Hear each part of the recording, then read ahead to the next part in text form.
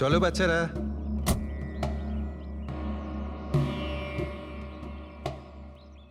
ভীষণ ক্লান্ত লাগছে, এত লম্বা ড্রাইভ। ওহ, হেমন্ত, তুমি তো জানো আমরা ভ্যাকেশনে এসেছি, তাহলে কিছুদিন তুমি বিশ্রাম করে নিও। ওকে? ওকে বাবা, ঠিক আছে, দরজা তো খোলো, আমি লাগেজগুলো নিয়ে আসছি। হ্যাঁ। এসো।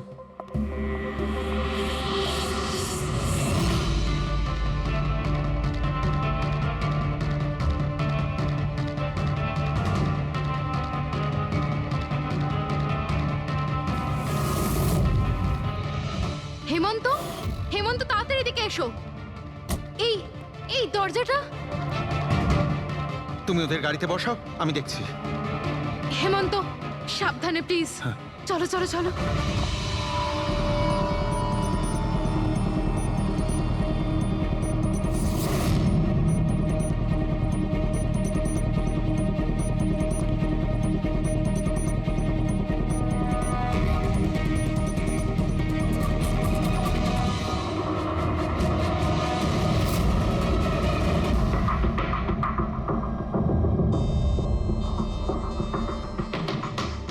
তিন চারবার আঘাত করেছে ছুরি দিয়ে। লাশ খুব একটা পুরনো নয়, মনে হচ্ছে কাল রাতে খুন হয়েছে এর। জুয়া খেলার সময় মারা গিয়েছে। এই 5টা গ্লাস পড়ে আছে এখানে, আর এই 5টা ভাগে তাস বাটা আছে। মনে হচ্ছে এছাড়া আরো 4 জন ছিল, ওদের মধ্যে কেউ একজন মেরেছে একে। বাইরে থেকেও কেউ আসতে পারে। পুরবী পঙ্কজ, একটু দেখো তো এই জালনা কিংবা দরজা ভাঙা নেই তো? মিস্টার হেমন্ত, এই লোকটা কে? না স্যার, আমি তো এনাকে আগে কখনো দেখিও নি। এই লোকটা আপনার ঘরে মরে পড়ে আছে, আর দেওয়ালের চারিদিকে ওর ছবি লাগানো আছে। এটা কি করে সম্ভব? একজন অচেনা লোক আপনার এই হলিডে হোমে এসে তাস খেলছে, মারা গেছে। How it possible?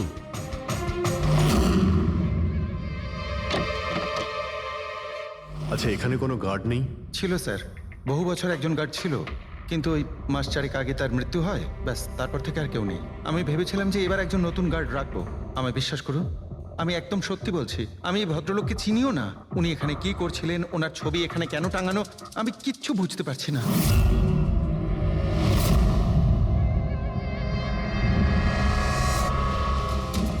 Pankaj,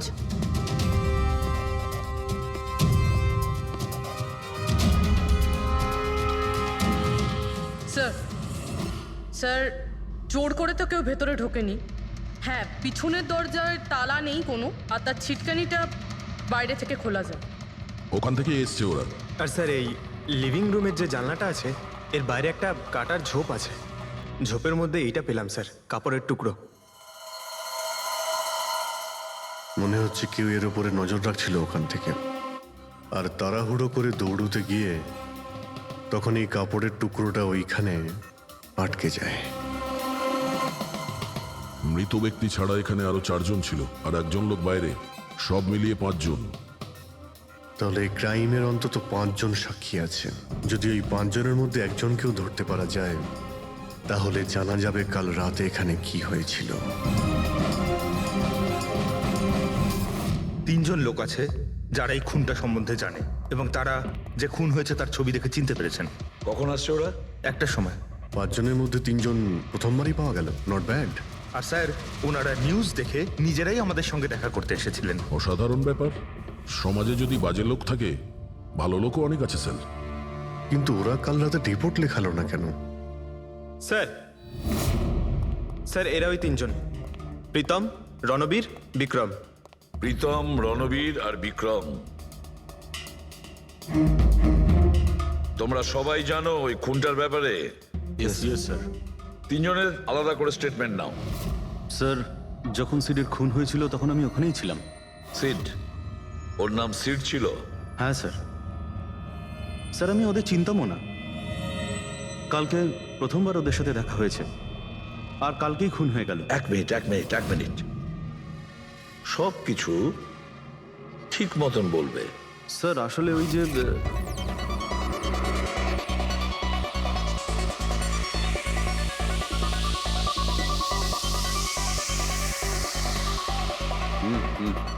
sure sir. কি হয়েছে স্যার?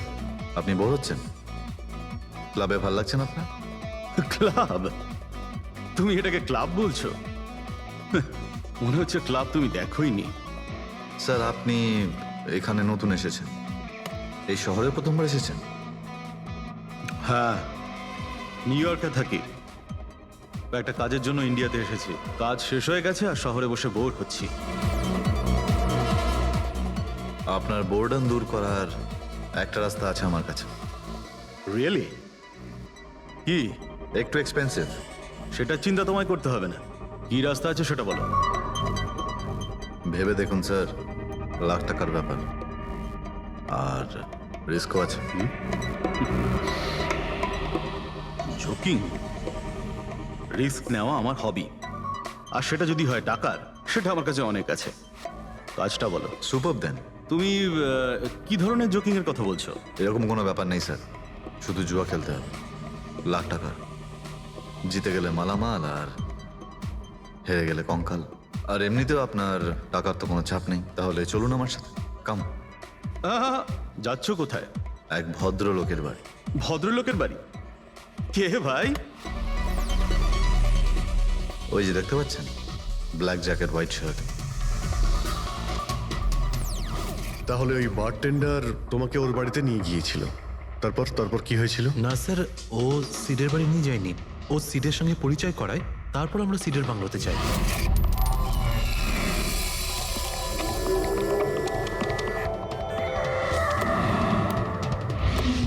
আর যখন আমরা ওখানে পৌঁছলাম তখন আগে থেকেই দুজন ওখানে ছিল।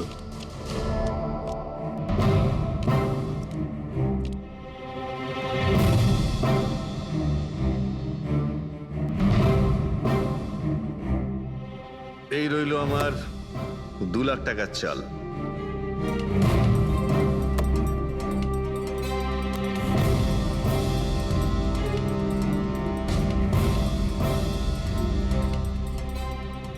শো দেখা। দারুণ ব্যাপার ভাই। কি খেয়ে বসেছিস? জিতেই চলেছিস। আমাদেরও বলে দে, আমরা একটু টাকা কামাই। ভাই, যদি খেলেই যেতে পারা যেত তাহলে তো কোনো কথাই ছিল না। এগুলো সব কপালের ব্যাপার, আর আজ আমার কপাল ভীষণ ভালো। সেটাই মনে হচ্ছে। তাহলে আরেকটা ডিল হয়ে যাক। হয়ে যাক। এটা কি করে হতে পারে?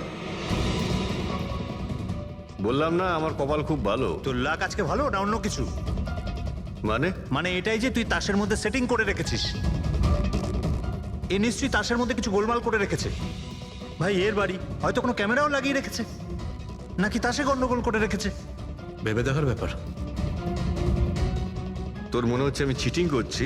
অফকোর্স, নাহলে আমাদের মধ্যে কারো হাতে ভালো তাস এলো না কেন? ওর এলো না, আমার এলো না কেন? তুই চিটিং করছিস, চিটার। এই, তুই আমাকে চিটার বলছিস? হ্যাঁ, তোকে চিটার বলছি। ও, হার মেনে নিতে পারছিস না তুই, তাই তো? খোকা, এটা বড়দের গেম, বাচ্চাদের নয়। যদি এখানে জিততে হয় না, তবে কার্ডে জিততে হয়। তাহলে বেরিয়ে যায় এখান থেকে। মুখ সামলে কথা বল। কি করছিস? কি করছিস কি ভাই? আরে ওকে তাড়া কেউ এখান থেকে। তার মানে হরিশ ওখান থেকে চুপ করে বেরিয়ে গেল? হ্যাঁ স্যার, প্রথমে আমারও মনে হচ্ছিল যে ও চলে গেছে, কিন্তু ও কিচেনে গেছিল। কিচেনে? হ্যাঁ স্যার, কিচেনে। যখন ও কিচেন থেকে বেরোলো তখন ওর হাতে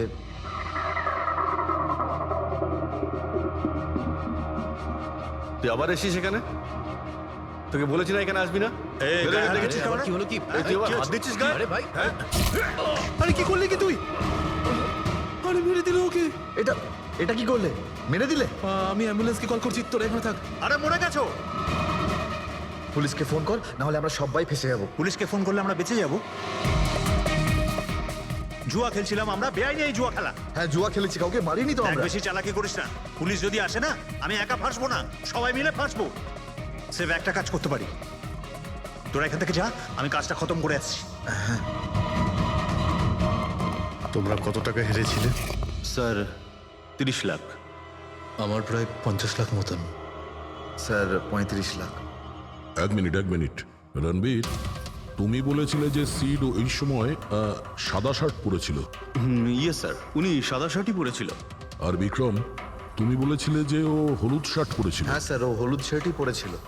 ও সাদা বা হলুদ রঙের শার্ট পরেছিল না, একটু ব্লুইশ কালার ছিল শার্টটার, আমার ভালো মনে আছে। কিভাবে সেটা হয়? আমরা যখন লাশটাকে পেয়েছিলাম তখনও হোয়াইট কালারের শার্ট পরেছিল, আর রণবীরও তো এই একই কথা বলছে। এটা কিভাবে সম্ভব? একই সময়ে আলাদা আলাদা ড্রেসে কিভাবে খুন হয়? স্যার, যখন মার্ডার হলো তখন এটা কেউ ছিলই না ওখানে। ছিল না মানে? মানে এটাই যে আমার ভালো মতো মনে আছে, এটা 6 মাস আগের ঘটনা। এরা ছিল না ওখানে। না স্যার, এটা পুরো 1 বছর আগের কথা। কি সব বলছে স্যার এরা?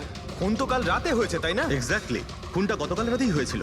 আর সেই সময় উনি সাদা রঙের শার্টই পরেছিলেন। এক মিনিট, এসব তোমরা কি বলছো? কাল রাত, 6 মাস, 1 বছর আগে? হ্যাঁ স্যার।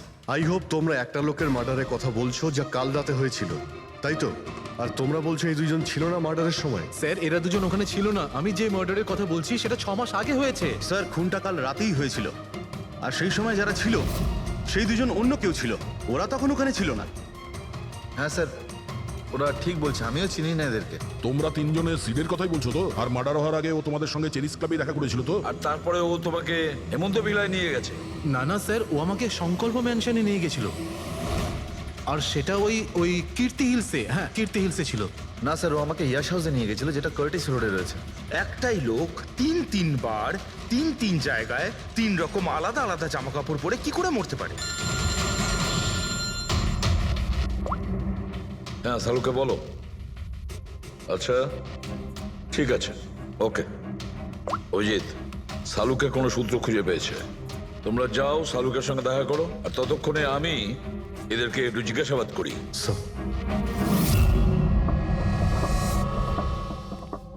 হ্যাঁ, এসো এসো ভাই, এসো। দেখো আমি কি পেয়েছি। আরেকটা কথা বলতে হবে, এই কেসটা বড় অদ্ভুত। হ্যাঁ ডক্টর সালুকে, কেসটা তো খুবই অদ্ভুত। আর যেগুলো আমরা জানতে পেরেছি ওগুলো... আরে না ভাই, ওইটাও তো অদ্ভুত নয়। আমি যেটা তোমাদের বলতে যাচ্ছি সেটা অদ্ভুত। হ্যাঁ, কি হলো? তুমি এদিক ওদিক কি দেখছো? কিছু না। ঠিক তো? না, আমি আপনার কথাই শুনছি। কি বলছেন স্যার? ও আচ্ছা আচ্ছা, হ্যাঁ, তো আমি কি বলছি? ও হ্যাঁ, অদ্ভুত। দেখো, আমি এর রক্তের সঙ্গে সঙ্গে রক্তের মতো আর একটা জিনিস পেয়েছি। রক্তের মতো? স্যার আপনার সন্দেহ একদম ঠিক ছিল, এটা ডাই ছিল। আরে সারিকা, তুমি এসে গেছো? মানে আমি বলতে চাইছি, কি বলছো তুমি? লাল ডাই? কি করে? আরে বাহ, কনসেন্ট্রেশন ফিরে পেয়েছো তুমি? আরে আমার কনসেন্ট্রেশন কোথায় গিয়েছিল? তোমরা সব সময় না আমার পিছনেই পড়ে থাকো। ও আচ্ছা আচ্ছা। আমি সিডের বডি থেকে এই প্লাস্টিক ব্যাগটা পেয়েছি। এই ব্যাগ ওর শার্টের ঠিক নিচে ওর বডির সাথে টেপ দিয়ে আটকানো ছিল। আর এই ব্যাগটাতেই একদম রক্তের মতো ডাই রাখা হয়েছিল। এটা তো ঠিক ওই রকমই যেটা ফিল্মের শুটিংয়ে ইউজ করা হয়। বা হয়তো নাটকে। নাটক? হ্যাঁ, নাটকে। যতদূর আমরা জানতে পেরেছি তাতে এটা পরিষ্কার যে সিড একজন ঠক ছিল। সিডা তার সঙ্গীরা মিলে জুয়া আর মার্ডারের নাটক করে লোকেদের ঠকাতো। তার মানে এসবের মধ্যে ওই বারটেন্ডারও যুক্ত ছিল।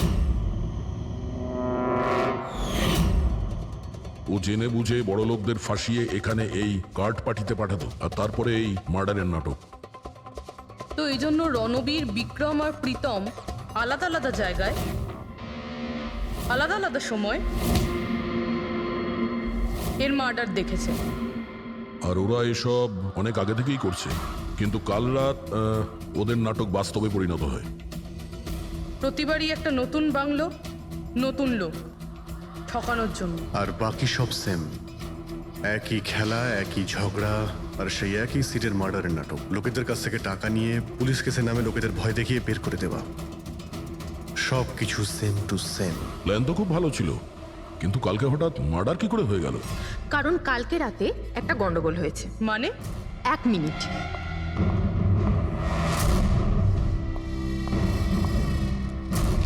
স্যার, আর এই হচ্ছে ছুরি। এই ছুরিটাও সেই রকমই নকল যেমন এই রক্তটা। যদি এটাকে কারোর শরীরে মারা যায় তখন এটা শরীরের ভেতরে যায় না, এটা ছুরির ভেতরেই চলে যায়। এই দেখো। কিন্তু ডক্টর, এটা যদি নকল চাকু হয় তাহলে এই নকল চাকু দিয়ে সিড মারা গেল কি করে? কালকে রাতে একটা ভুল হয়েছিল। এখানে একটা পেঁচ আছে, এই দেখো। যদি এই পেঁচটাকে ঘুরিয়ে দেওয়া যায় তখন এই ফলাটা আটকে যায়, ভেতরে ঢুকতে পারে না। তারপর এই ছুরিটা দিয়ে কেউ যদি আঘাত করে শরীরের ভেতরে ঢুকে যায়। কেউ ইচ্ছে করে এই ছুরিটাকে এরকম বানিয়েছে যাতে সিড মরে যায়। এরকম তো সেই লোকটাই করতে পারে যে এই খেলার ব্যাপারে সব কিছু জানতো। এটা বোধহয় সে যে লিভিং রুমের ব্যালকনিতে ছিল, যার কাপড়ের টুকরো আমরা পেয়েছিলাম। আর দ্বিতীয়ত আমাদের খুনির কাছে সে পৌঁছবে যে বাকি লোকেদের কার্ড পার্টি পর্যন্ত পৌঁছেছে। ওই bartender Dinesh. Excuse me, I am sorry sir, এখনো ক্লাব ওপেন হতে বেশ কিছুটা সময় বাকি আছে। Sorry sir. আমরা একটা কেসের ব্যাপারে এখানে এসেছি, আমরা সিআইডি থেকে। সিআইডি? হ্যাঁ বলুন স্যার, আমি কি করতে পারি আপনার জন্য? স্টাফেদের সঙ্গে কিছু কথা আছে। স্টাফেরা এখানে আছে? এখন সবাই তো এখানে নেই, কিছু লোক আছে যারা লকার রুমে ইউনিফর্ম চেঞ্জ করছে। আপনাদের একজন বারটেন্ডার দিনেশ, সে কোথায়? ম্যাম, কাল থেকে ও কাজে আসেনি, জানি না না বলে কোথায় গেছে। আচ্ছা স্যার, ব্যাপারটা কি? ও কিছু ঘটিয়েছে নাকি? করেছে কি করেনি সেটা পরে আপনি জানতে পারবেন। আপাতত আপনি ওর অ্যাড্রেস দিন আমাদের। স্যার, ও এখানে যে অ্যাড্রেস দিয়েছিল সেটা ভুল অ্যাড্রেস। অ্যাকচুয়ালি ও যখন উধাও হয়ে গিয়েছিল এখানে অ্যাড্রেস বুক থেকে ওর সব ডিটেলস বার করেছিলাম আমি, কিন্তু তারপর দেখলাম যে অ্যাড্রেসটা ভুল। আপনি চাইলে আমি আপনাকে অ্যাড্রেসটা দিতে পারি, কিন্তু আমার মনে হয় না আপনি ওকে ওখানে খুঁজে পাবেন। আপনি যখন কাউকে কাজে রাখেন তখন তাদের ডিটেলস নিয়ে রাখেন না? আপনি কি জানেন আপনার এই বারকে সামনে রেখে ও লোককে ঠকাতো? হোয়াট? আর আমরা এখন ওকে একটা খুনের ব্যাপারে খুঁজছি। Murder? I am sorry ma'am, আমি সত্যি জানতাম না। সেই জন্যই আগে থেকে ভালো করে খোঁজ নিতে হয়। রুলসগুলো আপনার ভালো করে ফলো করা উচিত ছিল। আগে থেকে এগুলো করলে আজকে এরকম প্রবলেম হতো না। I am sorry sir. আচ্ছা, এই দিনের সম্পর্কে আর কি বলতে পারো? কিছু জানো ওর সম্পর্কে? না স্যার, তেমন বিশেষ কিছু নয়, কারণ ও খুব কম কথা বলতো, বেশিরভাগ চুপ করেই থাকতো। সেই জন্য ওর বন্ধু কম ছিল, শুধু এক মেয়ে ছাড়া, মানসী। ও এখানে ওয়েট্রেসের কাজ করে। ওদের মধ্যে ভালো ভাব ছিল, যদিও ওরা দুজনে কোনোদিন এটা প্রকাশ করেনি, কিন্তু আমার মনে হয় যে ওদের মধ্যে প্রেমের সম্পর্ক ছিল। তো আপনি মানসীকে জিজ্ঞেস করেননি কি ছিল ওদের মধ্যে? জিজ্ঞেস করেছিলাম ওকে, কিন্তু ও নিজেও জানে না। কোনো ব্যাপার না, মানুষকে একবার ডাকুন তো। ঠিক আছে স্যার। স্যার, মানসী। মানসী, দিনেশ তোমার বন্ধু ছিল? ছিল মানে? ও ঠিক আছে তো? দেখো, একটা খুন হয়েছে, আমরা সন্দেহ করছি দিনেশ ওটাতে ইনভলভ আছে। আমরা ওকে খুঁজছি। তুমি জানো কোথায় আছে ও? আমি নিজেই অনেক টেনশনে আছি, ওর ফোনও লাগছে না। আর ও এখানে যে অ্যাড্রেসটা দিয়েছিল সেটাও নকল। আর আপনারা বলছেন যে ও কোনো মার্ডারের সাথে যুক্ত? আচ্ছা, আপনি তো ওকে খুব ভালো করেই জানতেন না? হ্যাঁ স্যার, আমরা একে অপরকে ভালোবাসতাম আর আমরা বিয়েও করতে চলেছিলাম। সেই জন্য ও কিছু টাকা জোগাড় করতে চাইছিল। আচ্ছা, ও এই টাকাটা ক্লাবের চাকরি থেকে জমাচ্ছিল নাকি অন্য কোনো সাইড বিজনেস ছিল ওর? চাকরি ছাড়া ও শেয়ার বিজনেসে ওর টাকা লাগিয়েছিল। আর আমাকে বলতো যে ও অনেক টাকা রোজগার করছে, আমাকে দামি দামি গিফট দিত আর দামি দামি রেস্টুরেন্টও নিয়ে যেত। তো ও তোমায় ওর ঠকানোর বিজনেসের ব্যাপারে কিছুই বলেনি? ওর কোনো ছবি আছে তোমার কাছে? হ্যাঁ আছে।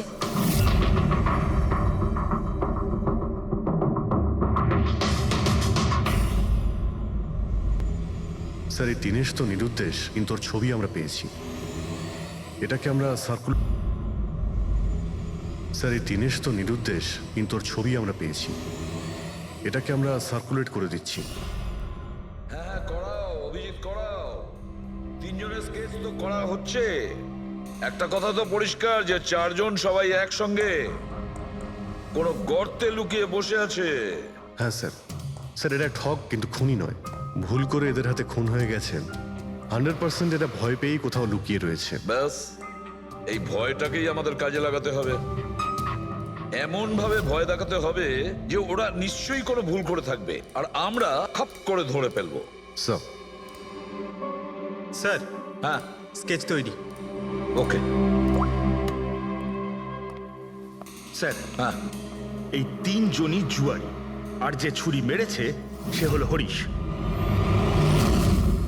একটা কাজ করো, এই 3টে স্কেচই আর ওই বার টেন্ডারের ছবি প্রতিটা police station, railway station, bus stand, লজে সব জায়গায় পাঠিয়ে দাও, আর সমস্ত নিউজ চ্যানেলেও পাঠিয়ে দাও, আর ওদেরকে জানিয়ে দাও যে 24 ঘন্টা যেন এদের ছবি দেখানো হয়, প্রত্যেকটা বাড়িতে এদের ফটো দেখাতে হবে। তারপরে দেখবো কতদিন লুকিয়ে থাকে আমাদের হাত থেকে। এই 4টে ফটো খুব ভালো করে দেখুন। এই 4 জন এই হত্যাকাণ্ডে জড়িত। এদের ব্যাপারে কোনো রকম সূত্র বা কোনো রকম খবর পেলে সিআইডি কে এই নাম্বারে খুব তাড়াতাড়ি যোগাযোগ করবেন। এরা খুবই ভয়ানক। এরা সবাই ইন্ডাস্ট্রিয়ালিস্ট হেমন্ত কুমারের ফার্ম হাউসে নিজেরই এক বন্ধুকে খুন করে পালিয়ে গেছে।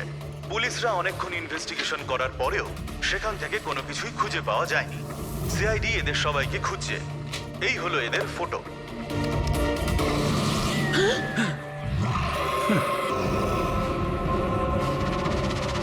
ভাই শোন না, ম্যাচটা চালু কর না, ম্যাচ হচ্ছে। এরা সবাই ইন্ডাস্ট্রিয়ালিস্ট হেমন্ত কুমারের ফার্ম হাউসে নিজেরই এক বন্ধুকে খুন করে পালিয়ে গেছে। সিআইডি এদের সবাইকে খুঁজছে। এই হলো এদের ফটো। দেখলি তুই, এরা তো সবকিছু জেনে ফেলেছে। ভাই ছবি টবি সব দেখাচ্ছে, সমস্ত ডিটেলস দেখাচ্ছে। বাজেভাবে ফেসে যাবো ভাই এসবে। হাসবো তো বটেই, আমি তোদের আগেই বলেছিলাম যে চল পালিয়ে যাই, কিন্তু তোরা তো শুনলেই না। এবার এবার পুলিশ আসবে, সব জায়গায় খোঁজ করবে, আর তখন আরে এখনো অনেক সময় আছে, চল পালাই। এই ব্যাগ তোলা, সবাই মিলে পালাই, চল।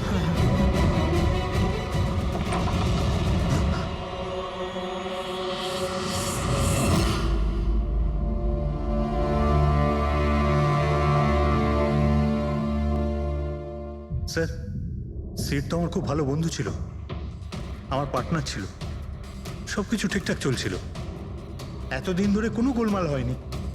ওই রাতে কি যে হলো, আমি তো অন্যান্য বারের মতোই নকল ছুরিই মেরেছিলাম, কিন্তু মানে মানে জানি না কিভাবে মরলো, আমি জানি না। এও জানে না। ওসব নাটক বন্ধ করো আর সত্যি করে বলো। বলো। স্যার, আমরা ধনী আর এনআরআই লোকদের বোকা বানিয়ে ঠকাতাম, আর দিনেশ ওই জেডিস ক্লাব থেকে এই ধরনের বোকাদের সিডের কাছে আনতো। তারপর আমরা সেই বড় লোক এনআরআই লোকগুলোকে কোনো খালি নির্জন বাংলোয় নিয়ে যেতাম, যেটা আমরা প্রথম থেকেই সিডের বাংলোর মতো সাজিয়ে রাখতাম। হ্যাঁ স্যার, আমার একটা বিজনেসও আছে স্যার, রিয়েল এস্টেটের বিজনেস। তাই স্যার এই কাজের জন্য এরকমই খালি শুনশান বাংলোর খোঁজ করতাম আমি স্যার, আর তারপর অ্যাভেলেবেল করাতাম এই কাজের জন্য স্যার। স্যার প্রথমে আমরা মুরগিকে জিততে দিই, আর তারপর যখন সে ভরসা পেয়ে যায় তখন সিট জেতা শুরু করে দেয়। এই সব কিছুর প্ল্যান থাকতো স্যার, সিট জিততেই থাকতো, আর ওরা আমার মধ্যে ঝগড়া শুরু হতো, আর আমি রেগে গিয়ে ওকে খুন করে দিতাম, মানে মিথ্যে করেই। এসব দেখে ধনী এনআরআই লোক ঘাবড়ে যেত আর ওদের টাকা পয়সা ফেলে পালিয়ে যেত। উঠে পর, নাটক শেষ, চলে গেছে ও।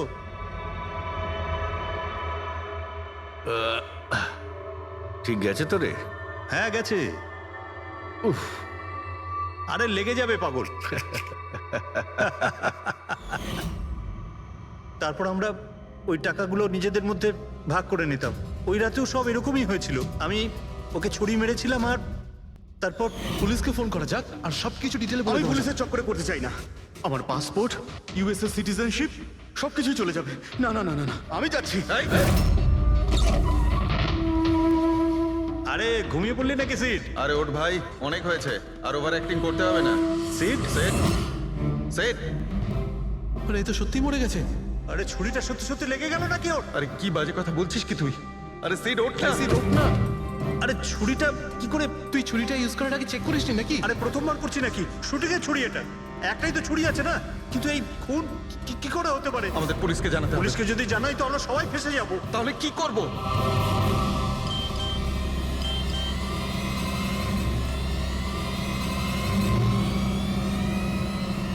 তোর খেলাটা ভেস্তে গেছে ভাই। কি? এই এই দিকটা দেখ, এই দেখ ফটো আছে। আরে আমি এই ফটোগুলো এখনই পাঠাচ্ছি পুলিশের কাছে অ্যাড্রেস সহ, ওরা এক্ষুনি ওখানে এসে পড়বে। তোর খুব শখ হয়েছিল না খেলার, এবার দেখি পুলিশের সাথে কেমন লুকোচুরি খেলিস। তুমি বলছো যে তোমরা ওখানে টাকা ফেলে পালিয়ে গিয়েছিলে? হ্যাঁ স্যার, পুরো 90 লাখ টাকা ছিল স্যার। আমরা সব ফেলে পালিয়েছিলাম। কিন্তু আমরা তো ওখানে কোনো টাকা পাইনি। আমি কিছু জানি না ম্যাম। ওই টাকাটা কোথায় গেছে, ওই নকল ছুরিটাই বা আসল কি করে হয়ে গেল, সিডের খুন কি করে হয়ে গেল, আমি কিচ্ছু জানি না ম্যাম। কেউ তোমাদের জালে তোমাদেরই ফাঁসিয়ে দিয়েছে, বুঝেছো? দেখো, এমন কেউ আছে যে তোমাদের এই খেলার ব্যাপারে সব কিছুই জানতো। ওই ছুরিটা নিয়ে কোনো গন্ডগোল করেছিল আর তাতেই সিট মারা যায়। আর ওই দিনেশ, ও কোথায়? সিড মারা যাওয়ার পর আমি দিনেশকে ফোন করেছিলাম। আমার কথা শুনে ও খুব ঘাবড়ে গেছিল, বলল কি যে ওই শহর ছেড়ে চলে যাবে। দিনেশ তো তখন থেকেই উধাও। তাহলে কি পুরো প্ল্যানটা আবার দিনেশ করেনি তো? ওখানে রণবীরকে পাঠায় আর হরিশের ছুরিটাই চেঞ্জ করে দেয়, আর তারপরে দিনেশ ব্যালকনিতে লুকিয়ে পড়ে। আর ওখান থেকে দিনেশ ফটো তুলেছে স্যার, আর হরিশকে পাঠিয়েছে, আর তারপর বলেছে যে পুলিশ আসছে, তাই এরা সব ভয় পালিয়ে গেছে। 90 লক্ষ টাকা ছেড়ে পালিয়ে গেছে। তার মানে দিনেশ আমাদের সাথে বেইমানি করেছে। বাহ, সবাইকে ঠকায় যে লোক, যখন তাদের সাথে এরকম হলো খারাপ লাগছে।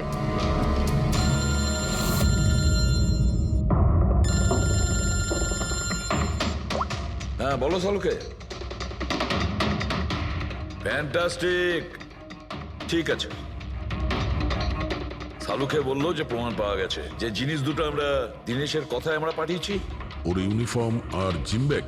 হ্যাঁ দা, যে কাপড়ের টুকরো আমরা ব্যালকনি থেকে পাই, ওই টুকরোর সঙ্গে এই দিনেশের ইউনিফর্মের কাপড় ম্যাচ করছে। স্যার, তার মানে খুনি দিনেশ?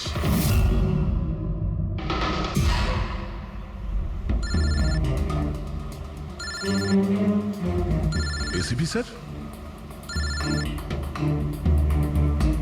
হ্যালো,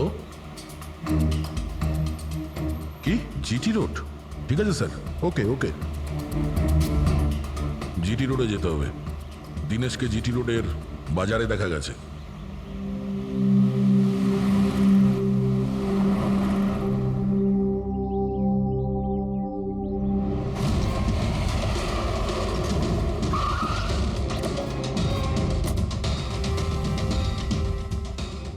ভাই, এই লোকটাকে দেখেছো এখানে?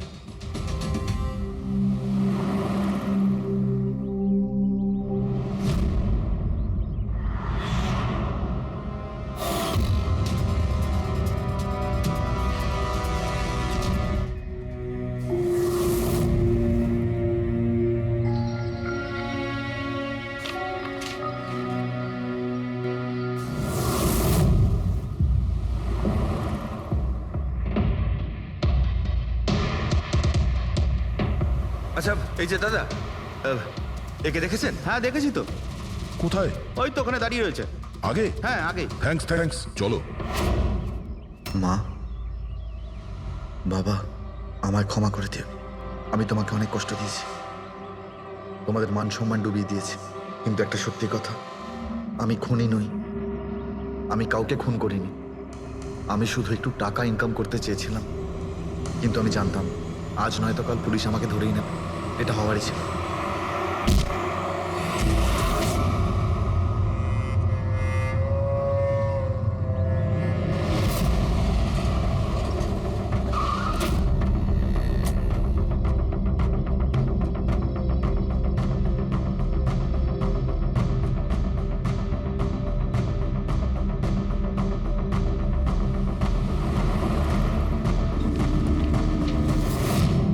ক্ষমা করে দাও।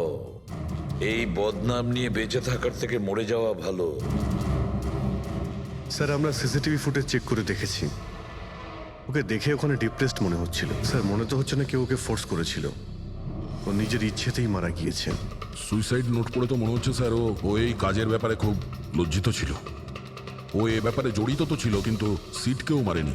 স্যার, দিনেশ নয় তো আর কে হতে পারে? এদের এইসব খেলার ব্যাপারে আর তো কেউ জানতোই না। এরকম ব্যাপার নয় তো যে এরা যাদেরকে ঠকিয়েছিল ওদের মধ্যে কেউ এদের থেকে প্রতিশোধ নিচ্ছে? হতে পারে। একটা কাজ করি, আমরা বোর্ডের ওপর পুরো সাসপেক্টদের নাম লিখি, ওদের ফটোগুলো ওই সাসপেক্ট মানে ওই এনআরআই যাকে হরিশ আর তার দুই বন্ধু মিলে ঠকিয়েছে,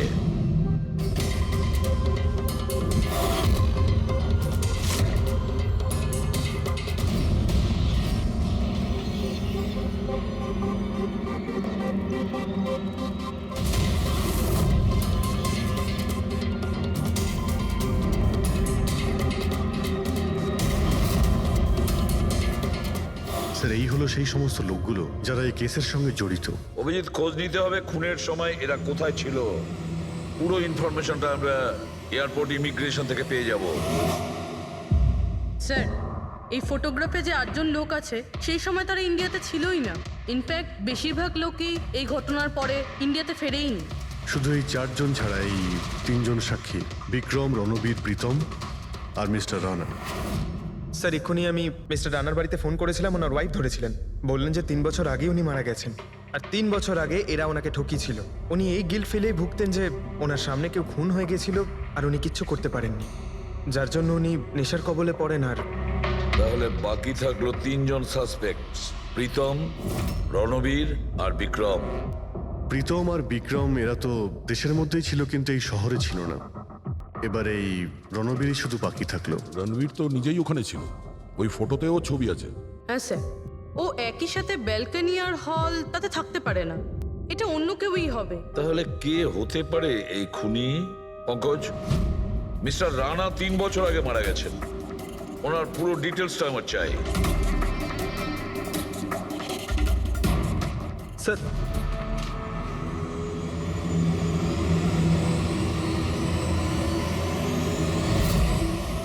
এটা কোনো একজন লোকের কাজ নয়, অন্য কেউ আছে যে ওর সঙ্গে কাজটা করেছে। আমার তো মনে হচ্ছে যে খুনি আমাদের চোখের সামনেই আছে, শুধু আমরাই ওকে দেখতে পাচ্ছি না। ইয়েস, খুনি তো আমাদের সামনেই ঘুরছে।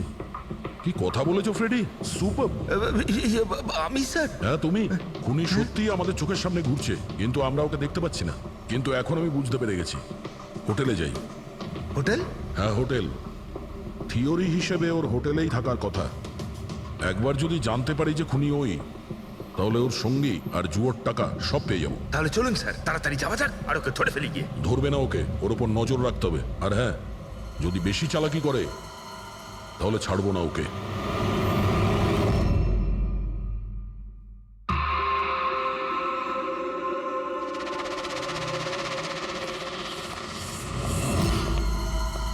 Excuse me. হ্যাঁ স্যার। আমি আপনার ফোন থেকে একটা ফোন করতে চাই। করুন স্যার। ওয়েল, আমার একটু প্রাইভেট কথা ছিল আর কি। এছাড়া কি আপনার কাছে অন্য কোনো ফোন আছে? স্যার ওইটাই চলে যান, ওটা থেকে কথা বলে নিন। Thank you. Thank you.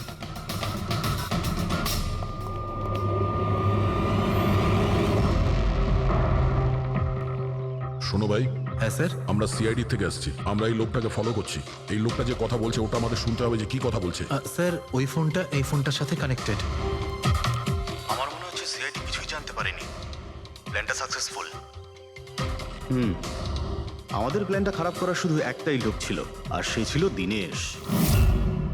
আরও সেটার উপযুক্ত শাস্তি পেয়ে গেছে। So there is nothing to worry about. You don't worry. আমি যদি কিছু জানতে পারি তোমাকে জানাবো। I love you two.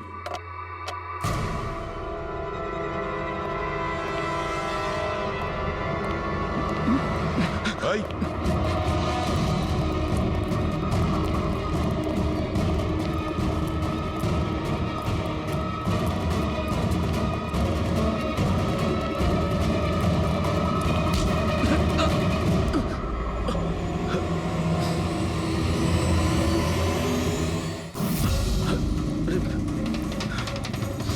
আমি আপনাদেরকে কিচ্ছু বলতে পারবো না।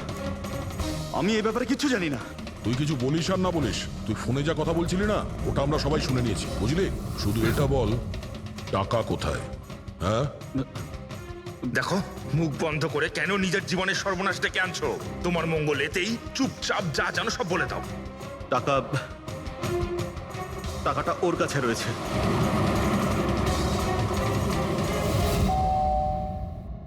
একটু দেখ তো মা, কে বেল বাজাচ্ছে? হ্যাঁ মা।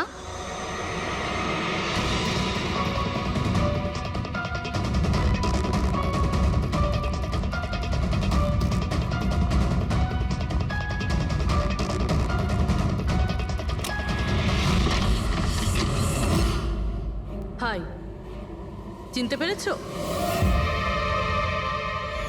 স্যার মানসী। অ্যাকচুয়ালি আমরা আপনার বাড়ির তল্লাশি নিতে চাই। Search warrant. কি ব্যাপার? আপনারা কারা? সিআইডি। আমাদের কাছে আপনার বাড়ির তল্লাশির অর্ডার আছে। কিন্তু আমরা কি করেছি? আপনারা এখানে কেন এসেছেন? খুব তাড়াতাড়ি জানতে পারবে। চেক করো।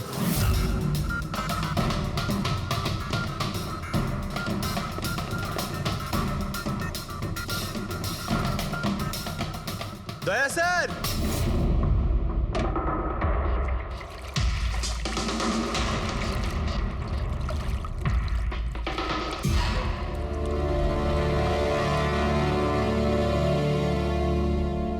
চলো। এই নোটগুলোতে রক্ত লেগে রয়েছে। ডিএনএ টেস্ট করলেই জানতে পেরে যাব যে এই রক্তটা সিডের, তাই না? এবার বলো, কিছু জিজ্ঞেস করবে? এখন এ জিজ্ঞাসা করবে না, আমরা জিজ্ঞাসা করব ব্যুরোতে। কিন্তু আপনারা আমাকে কেন সন্দেহ করলেন? শেষবার আমাদের মনে হয়েছিল যে দিনেশ খুনি, কিন্তু ও সুইসাইড করে প্রমাণ করে দিয়েছে যে ও খুনি নয়। মানুষই এটা কি চেনো? এটা তোমার ইউনিফর্মের কাপড়ের টুকরো। এটার কারণে আমরা তোমাকে সন্দেহ করছি, বুঝেছো?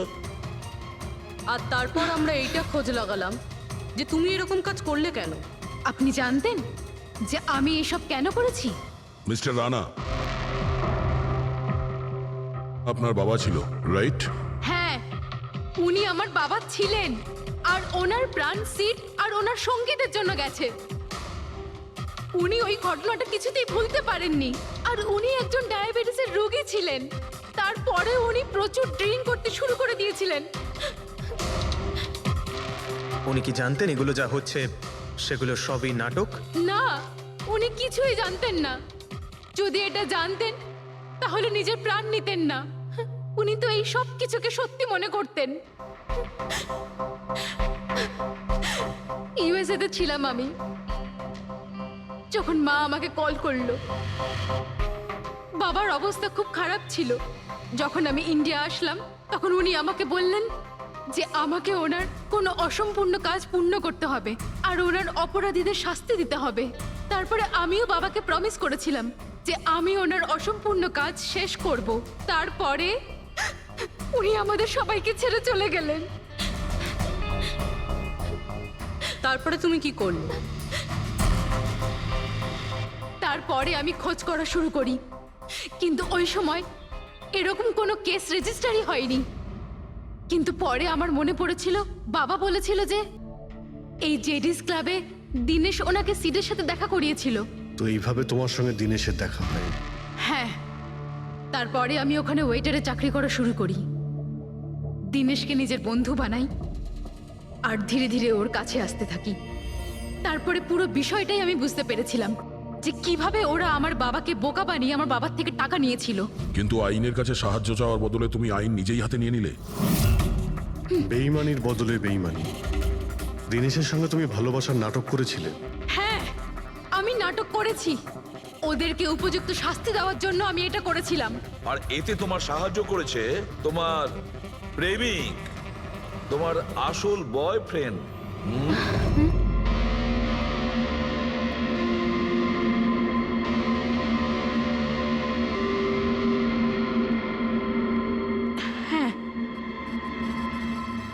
আমরা দুজনে মিলে প্ল্যান করেছিলাম।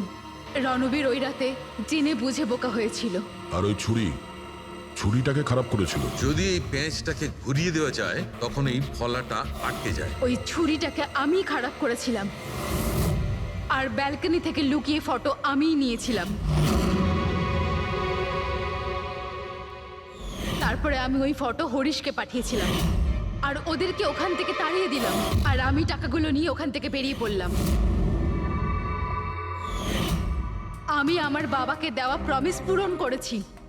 ওই টাকাটা আমার বাবার ছিল। আমি ওনার প্রতি ন্যায় করেছি। ভুল। ওই ন্যায় বিচার করা তোমার কাজ নয়, সেটা করবে আদালত। তুমি আইন নিজের হাতে নিয়েছিলে আর একটা খুব মস্ত বড় অপরাধ করেছো।